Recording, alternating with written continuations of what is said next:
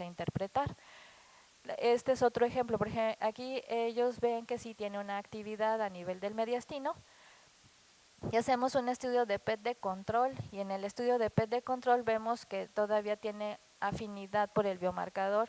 Entonces decimos que el paciente tiene actividad residual, pero resulta que le hacen una biopsia y está negativo. Y bueno, pareciera que aquí ya hay datos de progresión, ¿no? Nosotros ¿qué es mejor, PET o tomografía? A lo largo del tiempo lo que ellos vieron es que el PET fue mucho más sensible para predecir las recaídas comparado con la tomografía. El problema de las tomografías es de que valoran básicamente por tamaño y si nosotros tenemos un ganglio que es menor de 1 centímetro, pues entonces podríamos decir que por tomografía está negativo, pero si medimos lo sub en un PET ya podemos decir o definir que ese ganglio, aunque sea de 1 centímetro y tiene actividad metabólica, pues entonces va a ser positivo. Hasta ahora hemos dicho, ¿verdad?, que sí, el PET debe de realizarse hasta el final del tratamiento y ya existen muchísimas publicaciones en que si hacemos un PET a los 2 ciclos de quimioterapia o a los 3 ciclos de quimioterapia o a los 4 ciclos post-quimioterapia y evaluar respuestas. Bueno, se han hecho estudios desde que haces 2 ciclos de quimioterapia y haces un PET, entonces si la respuesta metabólica desaparece, entonces ese paciente va a ir bien y que si un PET está negativo en el ínterin, no es necesario hacer un PET al final de los 6 ciclos de quimioterapia. Y obviamente si al PET2 tenemos actividad, podemos hacer cambios en el tratamiento de estos pacientes. El PET para detectar involucro a la médula ósea, bueno, sí pudiera ser útil, sin embargo todavía faltan algunos estudios para definir si esto es posible, que al paciente se le quite el hecho de hacerle una biopsia de hueso. Y algo que a nosotros nos cuesta un poco de trabajo es definir, ¿verdad?, las respuestas metabólicas, y Duville hace toda la clasificación conforme a la disminución del SUV, que al final, como comentó en la mañana el doctor Tripp, es una medida arbitraria en donde nosotros tenemos que compararlo, ¿no? Y entonces lo que hizo Duville es compararlo, las lesiones mediastinales, compararlas con el mediastino como tal, o a nivel del abdomen con el hígado, ¿verdad?, que son marcas, son subs que ya son conocidos y que nos pueden servir para definir si el PET es positivo o no. Al final creo que nosotros tenemos que tener mucho cuidado, ¿verdad?, en el sentido de cómo vamos a interpretar los resultados de un PET. Y lo que indican las guías del GNCN es que si nosotros tenemos un paciente que tiene un Duville de 5, pues necesariamente tendríamos que hacer una biopsia. A veces esto no es posible porque a veces el sitio de actividad es tener que meter a un paciente a un procedimiento quirúrgico que puede ser riesgoso. Entonces, bueno, hoy por hoy necesitamos definir si un paciente pueda o no estar activo. Este es un ejemplo de un PET positivo, ¿verdad?, en donde nosotros vemos claramente la afección a nivel del hígado, pero esta es como una trampa porque este paciente además tiene otra patología, ¿no? Es un paciente que además tiene una enfermedad de Gaucher. Entonces resulta que este paciente pues tiene una gran hepatoesplenomegalia. ¿Y cómo defines que esta parte que te da positivo el PET es o no por actividad del linfoma? Porque además tiene adicionalmente un linfoma. ¿Cómo defines que esto es por actividad del linfoma y no es un gaucheroma, ¿no? Entonces, de alguna forma, nosotros estamos obligados siempre a definir qué vamos a hacer con ese paciente, ¿no? O sea, es el mismo caso. En conclusión, el diagnóstico de los linfomas ha mejorado con los avances actuales como son la inmunistoquímica, el estudio genético por FISH. El perfil de genes es una herramienta confiable para establecer el pronóstico de las pacientes, sin embargo, pues no está accesible para todos. Ojalá que pudiéramos tenerlo. El PET en lugar del ATAC bueno, pues todavía hoy por hoy no podríamos decir que en México pudiera ser así, pero es preferible que así lo sea, que sea por SPET y que con base a los criterios y diagnósticos moleculares establecer pues cuáles son las mejores terapéuticas para los pacientes.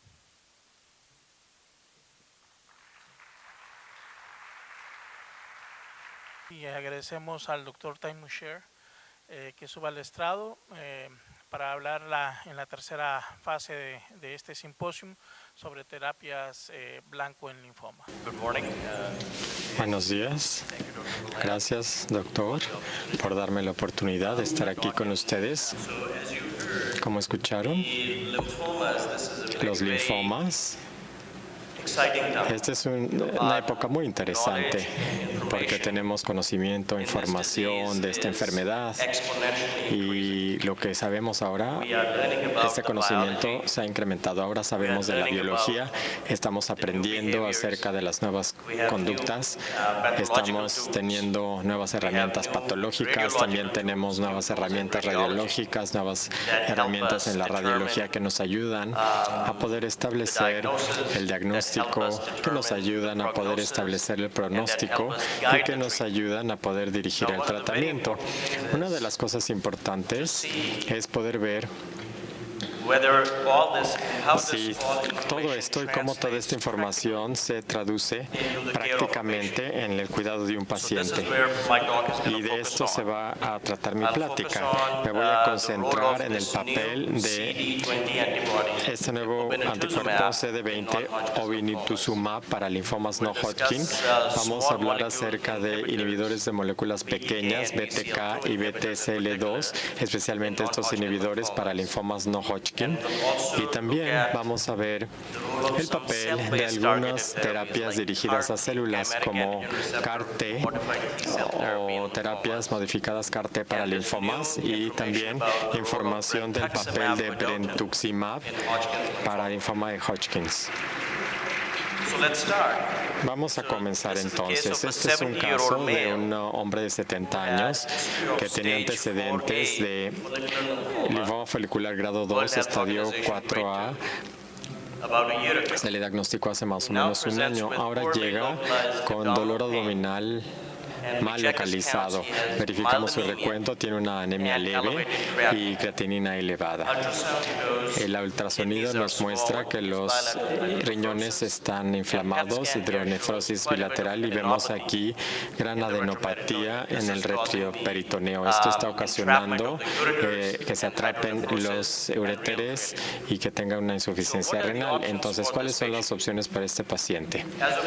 Hasta ahora sabemos que rituximab o tratamientos con anticuerpos CD20 son importantes. ¿Por qué?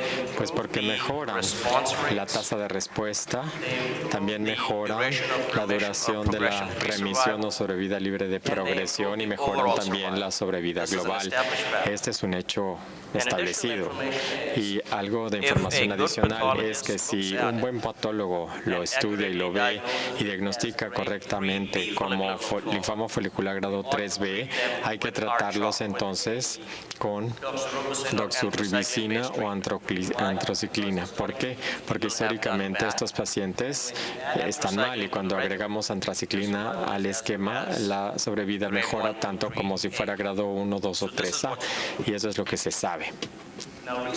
Recientemente, obinutuzumab, que es otro nuevo anticuerpo CD20, es una nueva molécula, ha mostrado actividad en leucemia linfocítica aguda, y en los Estados Unidos está aprobado como tratamiento de primera línea para pacientes que tengan leucemia linfocítica crónica, incluyendo aquellos que tengan enfermedad de alto riesgo con lesión 17P. Y en este estudio aleatorizado de 3 brazos, a los pacientes se les dio clorambucina, rituximab o clorambucin, o itunizab y clorambucil. Estos mejoraron más que con rituximab. Entonces, al ver estos datos, Eso se vio. Vamos a ver qué hace obinutuzumab en linfoma. Este estudio fase 3 se realizó, que autorizó más o menos como a 1.200 pacientes con un tratamiento para linfoma folicular con rituximab y quimioterapia o obinutuzumab y quimioterapia. Y entonces aquellos que habían tenido una respuesta, remisión parcial o mejor, entonces recibieron después tratamiento de mantenimiento en cada brazo cada tercer mes durante 2 años, y el punto final primario era sobrevida libre de progresión. Aquí están, miren las características de los pacientes. Vean ustedes que básicamente son pacientes que tienen enfermedad de estadio avanzado, enfermedad voluminosa, y también recibieron uno de los 3 esquemas que se usan comúnmente, ya sea bendamustine o CHOP o CBP. Bendamustine fue el tratamiento que se usó más, y esto es lo que sucede normalmente en Estados Unidos, Canadá y Europa Occidental. Ese es el tratamiento que se da. Si vemos ahora los datos, no hay diferencia significativa en la tasa de respuesta. La respuesta general fue muy similar, 88.5 con obinutuzumab y en el brazo de quimioterapia, y 86.9 con rituximab y quimioterapia. No hubo diferencia. Sin embargo, sí hubo como 7% de diferencia en la sobrevida global a 3 años, perdón, en la sobrevida libre de progresión a 3 años. La sobrevida global no marcó diferencia. De acuerdo con esto, entonces, aquí ven ustedes la toxicidad, el componente de toxicidad. Los pacientes que recibieron obinutuzumab tuvieron mayor grado de toxicidad, grado 3 o más, a diferencia de rituximab, y básicamente toxicidad hematológica. Tuvieron más neutropenia, más infartos también, más trombocitopenia, y requirieron soporte de factor de crecimiento. Entonces, de acuerdo con este estudio, la conclusión general de Estados Unidos fue que la sobrevida libre de progresión a 3 años fue más prolongada, sí, una diferencia de 7% entre rituximab, a diferencia